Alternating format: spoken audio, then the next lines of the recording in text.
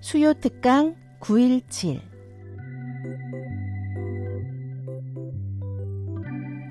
여러분이 궁금한 우리가 듣고 싶은 이야기들을 만날 수 있는 시간 수요 특강 917 오늘은 책 신천지 오픈 전도 대응 매뉴얼 신천지 돌발 질문에 대한 친절한 답변을 펴낸 도안장로교회 양형주 목사님의 이야기 함께합니다.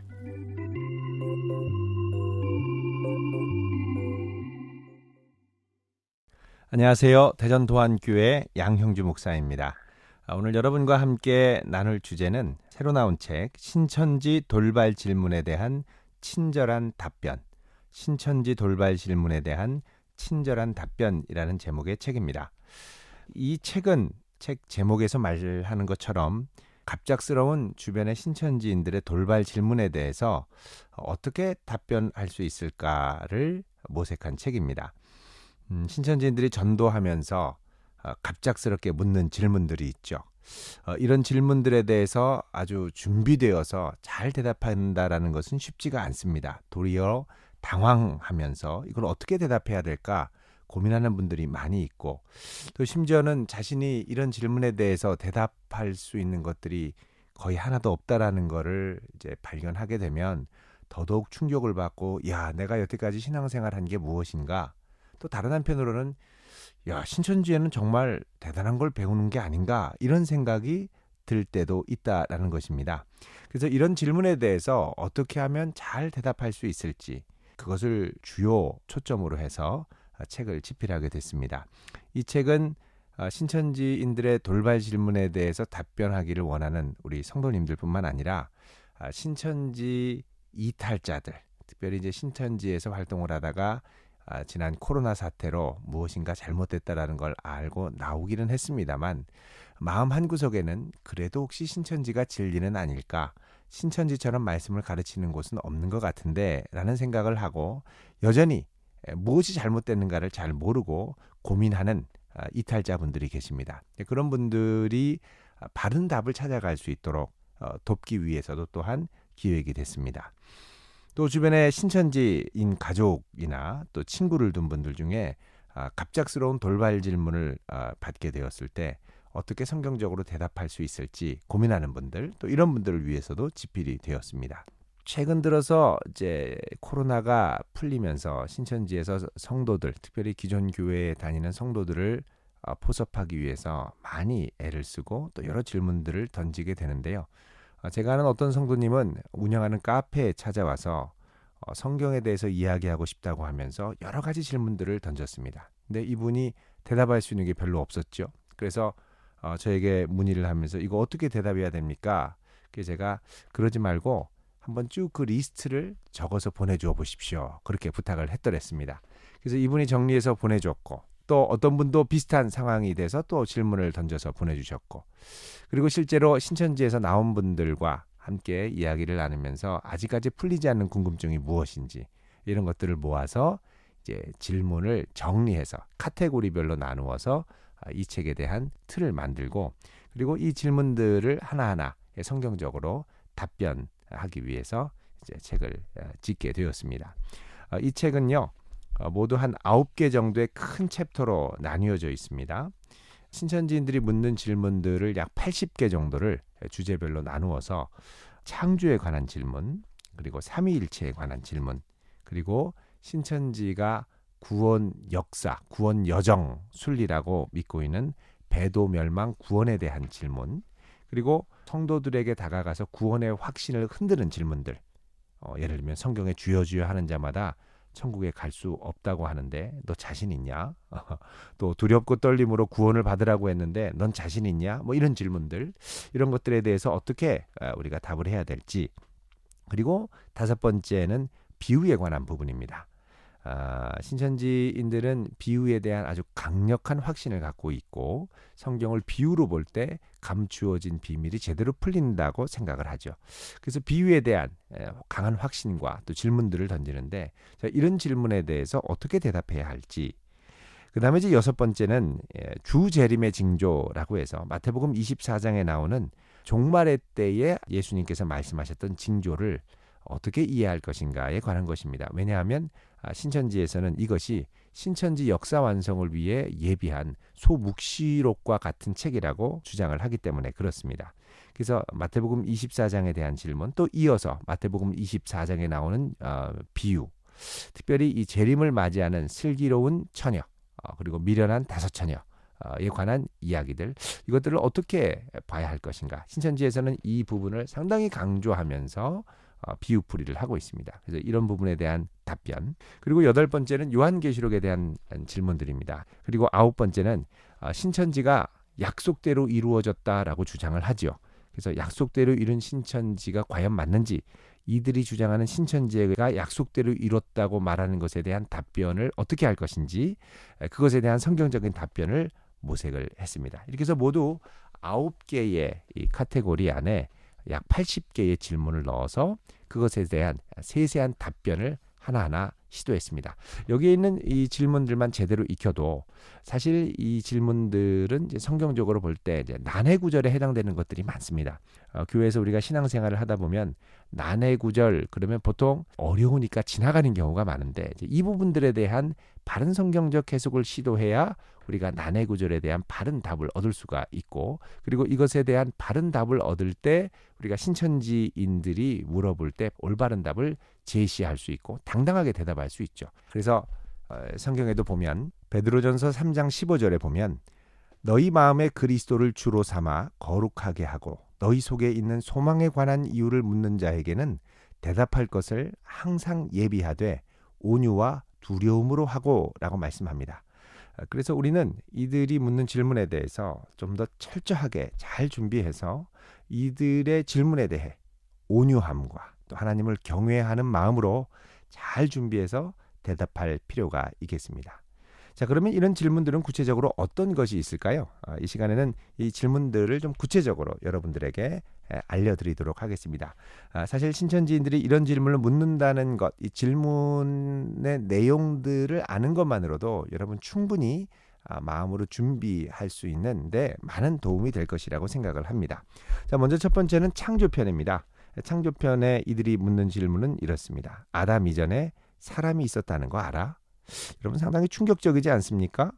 아담 이전에 사람이 있었다니. 여러분 신천지는 창세기를 1장부터 3장까지를 하나님의 창조 역사로 보지 않고 비유로 봅니다. 무엇에 대한 비유냐? 이 창세기 1장에서 3장은 신천지의 역사 완성을 예언한 비유 부분이라는 것이죠. 그리고 이것을 구체적으로 성취한 것이 요한계시록이라고 이야기를 합니다. 그래서 창세기는 알파, 요한계시록은 오메가.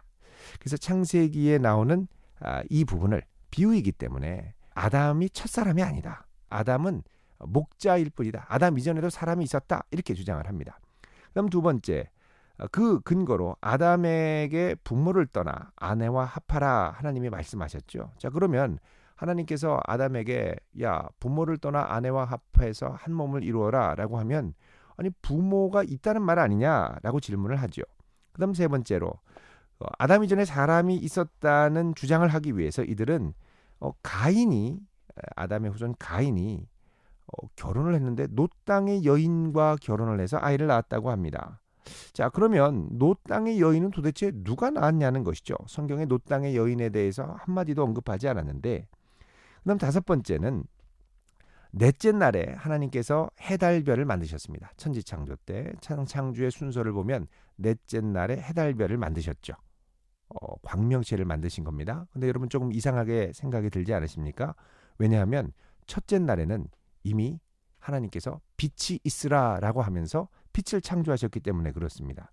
아니 어떻게 첫째 날 빛이 있고 또 넷째 날에 해달별을 만드냐, 광명체를 만드냐? 이상하다. 첫째 날에 벌써 빛을 만들고 낮과 밤이 있다고 하는데 어떻게 넷째 날에 또 만드느냐? 자, 이상하지 않느냐? 그렇기 때문에 이것은 실제 창조가 아니라 비유다라고 말하는 겁니다. 자, 그다음 여섯 번째, 하나님께서 해달별을 만드신 넷째 날부터 일자가 계수되라라고 말씀하셨는데, 아니 이전부터 원래 첫째 날부터 날짜를 계수할 수 있어야 되는 거 아니냐라는 것이죠. 자, 그 다음에 하나님께서 천지를 만드실 때 하늘 위의 물, 이것을 이제 상수라고 합니다. 그리고 땅 아래의 물 하수, 이렇게 이제 이야기를 하는데, 자, 상수와 하수가 있다라는 건 무슨 뜻이냐라고 질문하죠. 자, 이것은 하늘 위에 있는 물은 진리, 땅 아래에 있는 물은 비진리라는 주장을 하기 위해서고, 이것은 비유로 보아야 한다라는 주장을 하기 위해서입니다. 그럼 여덟 번째, 창세기에 보면 흑암이 깊음 위에 있다라고 얘기하는데, 아니 흑암이 깊음 위에 있다라는 게 무슨 뜻이냐라는 것입니다. 아홉 번째, 하나님의 영이 수면 위에 운행하셨다는 것은 무슨 뜻이냐. 그럼 열 번째, 에덴 동산에서 뱀이 정말 말을 했을까? 이 뱀이 진짜 뱀일까? 라고 물어봅니다. 이들에게는 뱀이 옛뱀, 마귀, 사단이라는 이 전제가 있죠. 자, 11번째, 뱀이 어떻게 흙을 먹을 수 있느냐라고 질문을 합니다. 12번째, 생명나무, 선악나무의 정체가 무엇인지 아니? 라고 질문을 합니다. 자, 이렇게 창조편의 질문들 우리가 한번 살펴봤고요. 그 다음에 삼위일체에 관한 것입니다. 신천지는 삼위일체를 인정하지 않고 비판합니다. 삼위일체는 사람이 만든 교리일 뿐이야. 그러면서 첫 번째로 성경에 삼위일체라는 말이 어디 있냐? 라고 물어보고요. 두 번째, 겟세마네 동산에서 예수님께서 기도하셨을 때 아버지 하고 기도했는데, 아니 그러면 예수님이 자기가 자기에게 기도한 거냐? 어떻게 아버지가 아들이 되고 아들이 아버지가 될 수 있느냐? 라고 질문합니다. 세 번째, 나와 아버지가 하나라고 하는데 그게 진정 무슨 뜻인지 아냐고 묻죠. 그러면서 네 번째, 예수님은 하나님이 아니야. 그럼 뭐라 그러냐? 예수님은 하나님의 아들이라고 주장합니다. 자, 어떻게 보면 맞는 것 같습니다. 근데 여러분, 예수님은 하나님이십니까? 예수님이 하나님이라는 확신이 있습니까? 이게 분명하지 않으면 이들의 질문에 답할 수 없습니다. 자, 그러면 다섯 번째, 성경에 성령이 하나님이라는 말이 어디 있느냐? 삼위일체 중에 성부, 성자, 성령 그러는데, 아니 성령이 하나님이라는 말이 어디 있느냐? 없다라는 것이죠. 그 다음에 여섯 번째, 보혜사의 뜻을 아니? 오순절 성령과 진리의 성령의 차이를 아니? 이렇게 물어봅니다. 자, 그 다음에 세 번째로 이제 배도 멸망 구원에 관한 것입니다. 자, 이들은 하나님의 구원 역사가 배도 멸망 구원의 순서로 진행된다고 하는데요. 배도라는 것은 말 그대로 돌을 저버렸다 이런 뜻입니다. 멸망이라는 것은 돌을 저버린 자를 하나님께서 멸망시키는데, 멸망시키는 일꾼, 멸망자를 통해서 멸망시킨다는 거죠. 그리고 나면 구원자를 통해서 구원을 시키고, 하나님의 구원 노정은, 구원 순리의 노정은 항상 이 배도 멸망 구원을 통해서 일어났다라고 얘기를 합니다. 그래서 아담 시대에도 배도 멸망 구원, 노아 시대에도 배도 멸망 구원, 아브라함 시대에도 배도 멸망 구원, 세례요한 때도 배도 멸망 구원, 예수님 때도 배도 멸망 구원, 다 배도 멸망 구원, 요한계시록의 역사도 배도 멸망 구원, 이렇게 얘기를 하죠. 그 첫 단추로 이들은 뭐라 그러냐면, 너 세례요한이 배도자인 거 알아? 세례요한이 지옥 간 거 알아? 이런 식으로 얘기합니다. 그 다음에 두 번째로 성경의 순리는 배도 멸망 구원이야, 이렇게 얘기를 하죠. 세 번째로 데살로니가 후서 2장 3절에 배도 멸망 구원이 성경적으로 나와 있잖아, 이렇게 얘기를 하고요. 네 번째, 너 마지막 시대에 배도자 멸망자 구원자의 실상을 아니? 이렇게 물어봅니다. 배도 멸망 구원자가 마지막 계시록이 이루어지는 때도 나타나야 한다는 것이죠. 그럼 다섯 번째, 마태복음 24장 45절에 때를 따라 양식을 나눠주고 충성되고 지혜 있는 종이 누군지 아니? 이렇게 물어봅니다. 자, 그 다음에 네 번째로 구원의 확신입니다. 구원의 확신, 이 부분 참 중요한데요. 여러분 많이 들어보셨을 겁니다. 성경에 주여 주여 하는 자마다 천국에 갈 수 없다고 하는데 자신 있니? 그리고 아버지의 뜻대로 행하는 자라야 간다고 했는데 넌 아버지의 뜻이 뭔지 알아? 이렇게 물어보죠. 그다음 두 번째로 두렵고 떨림으로 구원을 받으라고 했는데 너는 자신이 있니? 여러분, 이거는 세대주의 종말론을 따라가는 많은 분들, 그리고 행위 구원을 주장하는 많은 분들이 단골로 인용하는 잘못된 대표적인 인용 중에 하나입니다. 자, 여러분 이렇게 질문들을 들어보셨는데 어떤 생각이 드십니까? 쉽게 대답하기가 어렵죠? 사실 이런 질문에 대해서는 하나하나 우리가 따져가면서 곰곰하게 생각하면서 이 질문들의 답을 어떻게 할 것인가에 대한 진지한 고민이 필요합니다. 아무쪼록 신천지 돌발 질문에 대한 친절한 답변, 이 책을 통해서 여러분들이 이런 난해한 질문들에 대한 바른 답을 찾고, 그리고 혹여나 주변에 이런 것들에 대해서 돌발 질문을 던지는 신천지인들에 대해서, 혹은 주변에 조용히 몰래 이탈을 했는데 과연 무엇이 진리인지 잘 모르고 여전히 혼동스러워하는 분들이 있다면 이 책을 통해서 옳은 길로 돌이킬 수 있는 그런 귀한 일에 여러분 또 쓰임 받았으면 좋겠습니다.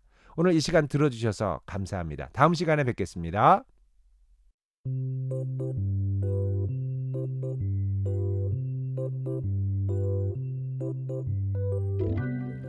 수요 특강 917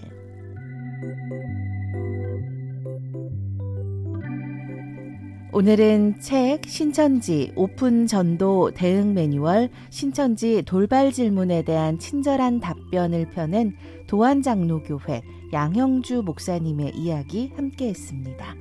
특강 내용 다시 듣기 원하시는 분은 유튜브 오후에 만나 채널을 방문해 주시기 바랍니다.